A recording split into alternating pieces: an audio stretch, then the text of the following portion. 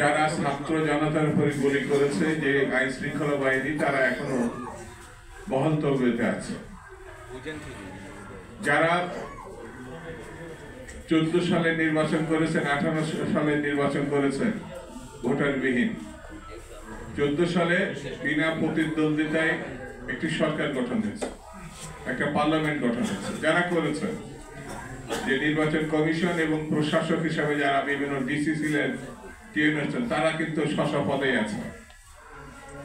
যারা 18 সালের ভয়ঙ্কর যে মধ্যরাতের নির্বাচন, যেটা দেশে এবং বিদেশে নিন্দিত হয়েছে, তারাও কিন্তু স্ব পদে আছে। 24 সালের 7 জানুয়ারি যে নির্বাচন, তারাও সেই পদে আছে। তাহলে এই পরিবর্তনের পর যারা নেতৃত্বের আসনে আসলেন সরকারে, তারা কি করলেন, তারা কি ছিলেন?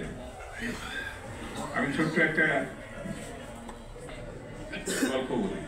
আজকে মুক্তিযোদ্ধার সব তো বোঝানো যাবে না। 74 সালে এক যুবলীগের শেখ মুজিবের খুব ঘনিষ্ঠ একজন গ্রেপ্তার হয়েছিল। তাকে থানায়, মতিঝিল থানায় ঢুকেছিল এক ওসি। তো ওসি ঢুকানোর পরে সে তো খুব হাসাহাসি করছে যে যুবলীগের নেতা, কারণ বঙ্গবন্ধু আছে, তো রাখতে পারবে না।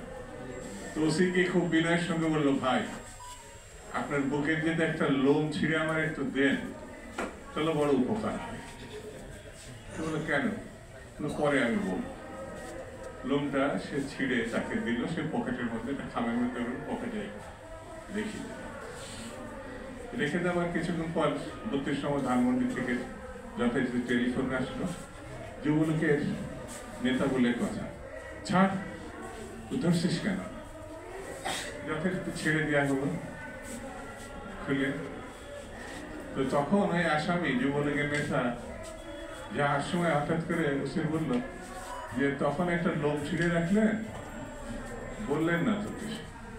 বলছে, ভাই আমি জানতাম আপনি ছাড়া পাবেন, তো যার সময় বলবেন না, একটা লোমও তো ছিঁড়তে পারেন না, সেই জন্য একটা লোম ছিঁড়ে পকেটে রেখে দিচ্ছে, আপনি যান।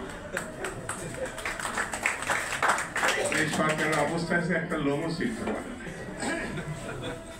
একটা লোম। পুলিশ যারা খুন করলো, ছাত্রলীগ, যুবলীগ, আওয়ামী লীগ, নির্বিচারে মানুষ খুন করল। এখন ভারত দোষারোপ করছে হাসিনাকে, তো আমরা নিয়ে আসি না, সেনাবাহিনী তাকে পৌঁছাই দিচ্ছে শ্মশান মানে। যদি অপরাধ করে তাকে ভারত তো করেনি, সেনাবাহিনী করেনি। আরে বাবা, কি মারাত্মক অভিযোগ না ভারতে!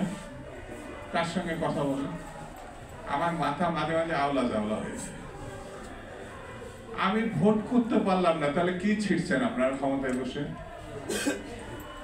একটা কথা বলতে পারেন না, আপনারা ভাত খাওয়াতে পারেন না দেশবাসীকে, কি ছিঁড়ছেন?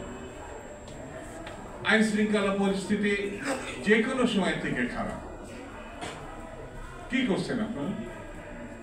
কেউ কেউ বলছে না, আপনাদের কোন দলকে নির্বাচিত করা মানে ক্ষমতায় বসানোর জন্য আমরা আসি না, কি ছিঁড়তে আসছেন? হ্যাঁ, আপনাদের এইসব শিশু সুলভ কথাবার্তা বন্ধ করেন। আপনাদের ঘাড়ে পা দিয়ে আমরা ক্ষমতায় আসি না।